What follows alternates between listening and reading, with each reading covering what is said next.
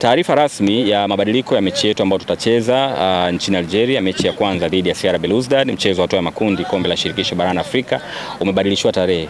Awali ilikuwa tumetaarifiwa mchezo utakuwa tarehe 23 mwezi Novemba, lakini sasa kwa taarifa mpya ambayo tuko nayo, tarehe mpya itakuwa ni tarehe 22 mwezi huu Novemba. Kwa hiyo maandalizi ambayo tunafanya hapa ni sehemu ya kuanza kujiandaa mapema kwa nyumbani Tanzania, na ndio maana tukachagua Dar es Salaam kutokana na hali ya hewa lakini pia kuweza kufanya maandalizi ya safari kwa urahisi zaidi, ili tuweze kuanza safari ya moja kwa moja kutokea hapa Dar es Salaam.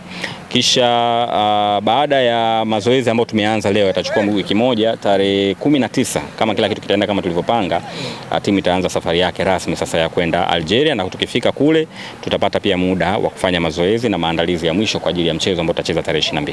Hii tarehe ilivyobadilika haijawathiri? Imebadilika, of course imebadilika kwa siku moja.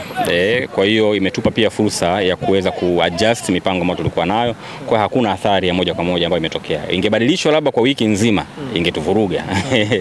Ingetuvuruga, lakini siku moja inaeleweka kabisa, na ndio maana kila kitu kinaenda kama kilivyopangwa, na leo tumeanza program ya mazoezi. Nyinyi wenyewe mmesema mbona mmeanza mapema? Kwa kuanza hivi ni ishara kwamba tuko serious na hii mechi na tuko serious na michuano hii. Kwa hiyo tunajiandaa mapema ili tuweze kwenda kufanya vizuri.